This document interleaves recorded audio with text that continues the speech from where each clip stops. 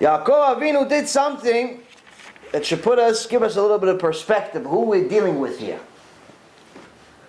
20 years of working and being cheated day after day, being given the wrong wife, being given the wrong salary, being given the wrong contract, 100 different types of contracts.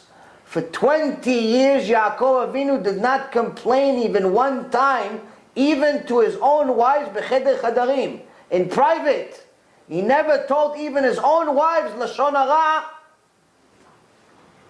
of truth, but Lashon Hara about their own father. 20 years, he did not complain. For 20 years, he let his wives, the daughters of this rasha, believe that their father is doing okay by him. I go to work, he pays me. The fact that he changed the pay 100 times, they don't need to know that. The fact that their father's a rasha, they don't need to know that. For what? What are we going to tell them for? So they hate their father, so they don't invite him for Pesach, so they don't want to go over for Shabbat, so they don't want to have the kids play with them all of a sudden. For what are they going to tell them? Machloket within the family? For what? 20 years of suffering quietly. When did he finally say it? He said, okay, Hashem told me I must leave. Now in case you don't believe that this is the will of Hashem, understand a little sign of why Hashem, a little sign, not the whole reason, but a little reason of why Hashem said I must leave, is because in reality I didn't tell you because I didn't want you to have a little sichsuk, a little altercation with your father, but in reality your father, he's been cheating me since day one.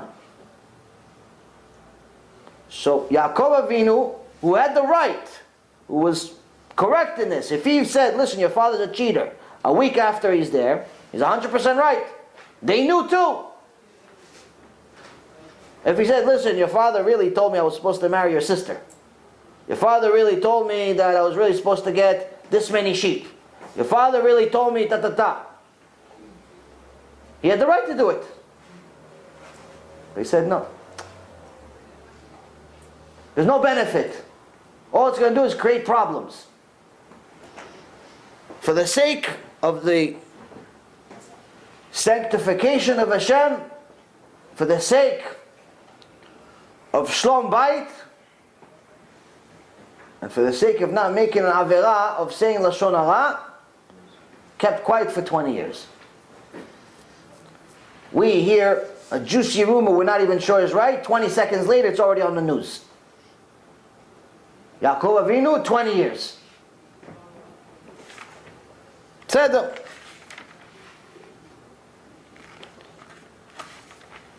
Later on, Parashat Vayetzei,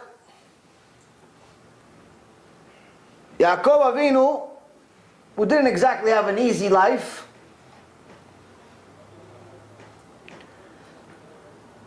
says, Hashem, I know I've gone through this 20 years of torture with Lavan. Thank you very much for that. I know that I had some issues with the kids. Thank you for that. I know I had this, I know I had that. But Hashem, you're so great to me. He says, Katonti mikol hachasadim umikol haemet asher asita et avdecha. I have been diminished by all the kindness and by all the truth you've done your servant. Meaning, Hashem, everything you're doing, I know is for my own good. Even the tikkunim, even the problems, even the headaches, even the loss of money, even all the problems, I know it's all good for me, and it's so good, you're actually doing me chesed. Thank you. You're doing me too much chesed, Hashem. I don't deserve so much chesed that you're giving me, all these problems you're giving me. That's the second thing we learn about Yaakov. But the final one is this. We know that Yaakov was cheated. We know that Yaakov took it the right way. But then, if we go in the middle, at the end of Parashat Vayetzei, when Lavan finally catches up to Yaakov, he accuses him of stealing this, that. Yaakov finally says, enough. He says, these 20 years I've been with you, your ewes, your she-goats never miscarried. Nor did I eat rams of your flock, meaning I never even took a shawarma sandwich while working for your restaurant without paying for it. That which was mangled, I never brought to you. I myself would bear the loss. For me, you would extract. Meaning if I worked in your restaurant and the steak fell on the floor, I didn't clean it up and give it to the customer anyway. I paid for it and I gave the customer a new one. Why are you going to lose because of my mistake?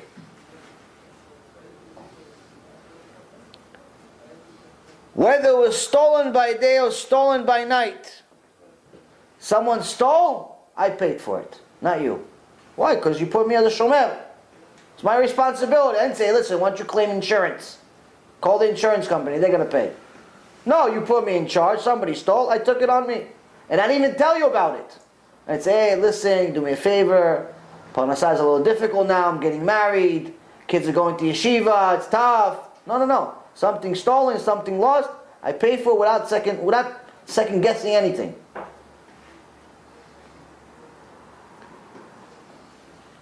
This is how I was. By day, scorching heat consumed me, and frost by night. My sleep drifted from my eyes. This is my 20 years in your household. He says, whether I was in the Gehinnom heat of Florida or the freezing cold of New York, I worked full time. I forgot what sleep feels like, bichlal.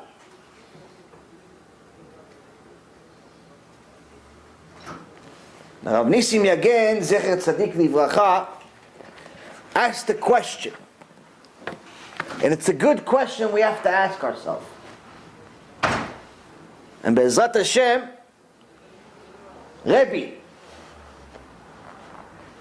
Rabbi Shimon's son will give us the answer. The question is, now we know that Lavan was a rasha. We know that Lavan cheated Yaakov for 20 years. We also know now that Yaakov worked his heart out, rain or shine, cold or hot, loss or profit.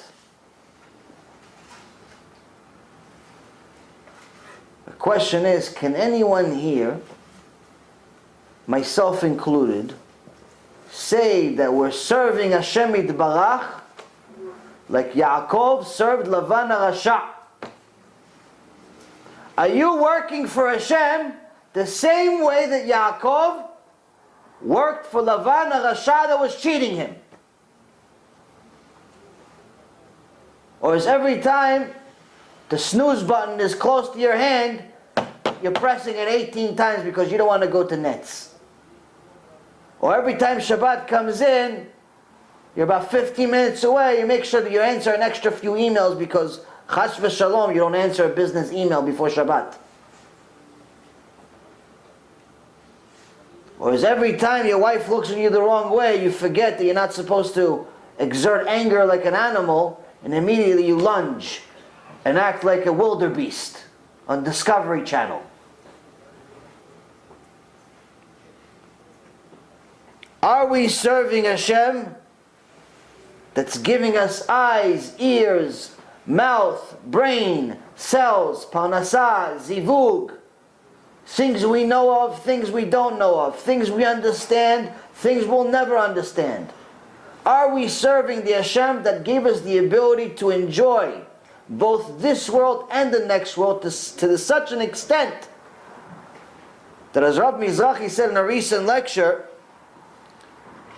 this is the amazing part of Hashem. He punishes us by sending us to the exile. It's a punishment to live in America. This is Egypt of modern day. It's a punishment to live anywhere else other than Israel. It's a punishment. The land vomited us. Our souls weren't exactly tzaddikim in previous generations, so we're here. Pseder. But Hashem loves us so much that even through the punishment of vomiting us to exile, He still allows us to enjoy the exile. No one wants to come back home. No one wants to go back to Israel. Once in a while, you say, oh yeah, I'll move to Israel. But no, I have to have parnasah. I have to have a house with 4 rooms. I have to have nice view. I have to have a job that's giving me $25,000 a month. I have to have all my kids in the best schools. You have conditions for Hashem. Hashem, if you give me all these conditions, I'll move to Israel. But if it's going to be a little uncomfortable, if my kids have to walk 7 minutes to school, no, Hashem, come on. It's Mesirut Nefesh, is too much.